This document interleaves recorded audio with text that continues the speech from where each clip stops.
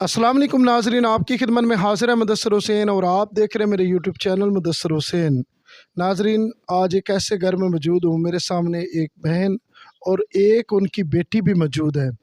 आइए नाजरीन, बहन की हकीकत सुनते हैं, बहन की ज़बानी। अस्सलाम वालेकुम। वालेकुम अस्सलाम। मेरी बहन कैसी हो? ठीक हो भाई? अच्छा मेरी बहन, आवाज़ से बोलना और आप अपनी हकीकत हमारे नाजरीन को बताएं। भाई मेरे 5 बच्चे हैं। शौहर मेरे मज़दूरी करते हैं और वैसे भी उनकी तबीयत ख़राब रहती है, तो किराए के मकान में मैं रहती हूँ।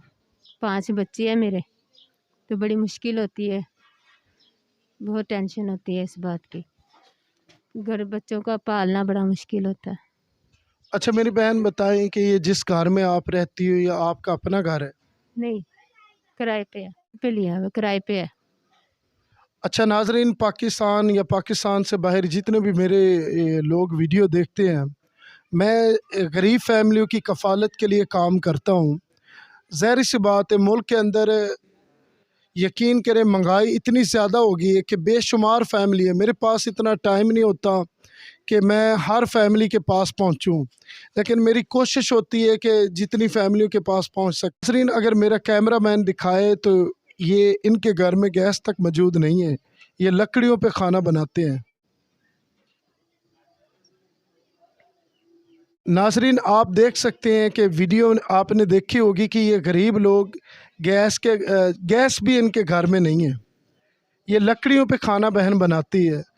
और छोटे छोटे बच्चे हैं, बड़ी बेटी जवान है, उनकी इन्होंने शादी भी करनी है।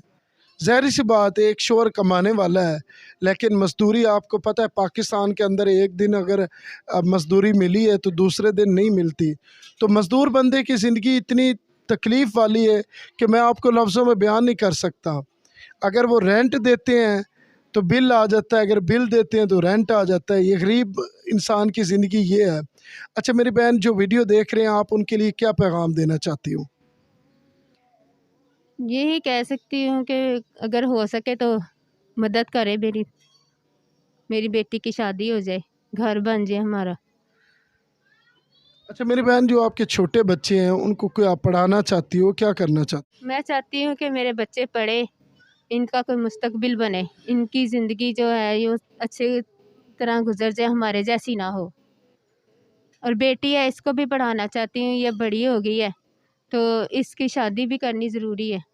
अब मुझे ये नहीं समझ आ रही कि इसको मैं पढ़ाऊँ क्या, या इसकी शादी कैसे करूँ, या घर बनाऊँ, मैं क्या करूँ, मुझे ये नहीं समझ आ रही।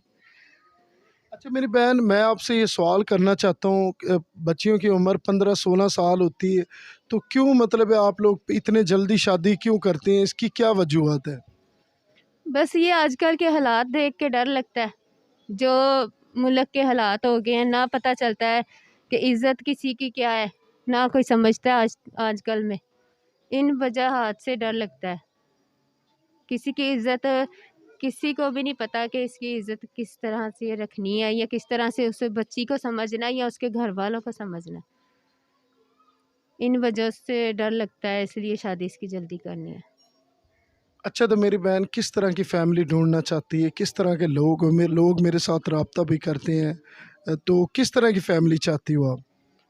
बस अच्छी फैमिली हो, जो इज़्ज़त को समझते हों, इज़्ज़त करने वाले हों, प्यार करने वाले हों, 2 वक़्त की अच्छी रोटी दे दें इसको, और इसकी इज़्ज़त करें, मेरी भी इज़्ज़त करें। अच्छा नाज़रीन, आपने तमाम तर बहन की हकीकत बहन की ज़बान से सुनी। तमाम लोगों से मेरी गुजारिश की जाती है कि अल्लाह की रज़ा के लिए ऐसी फ़ैमिलियों की मदद किया करें, दिल खोल कर, ताकि ऐसी फ़ैमिलियाँ जो कैमरे के ऊपर आती हैं मजबूरी के लिए और बेबसी के आलम में कैमरे के ऊपर आती हैं, तो इनके साथ आप तावन भी क्या करें। इसी वीडियो के साथ मुदस्सिर हुसैन को दीजिए इजाज़त।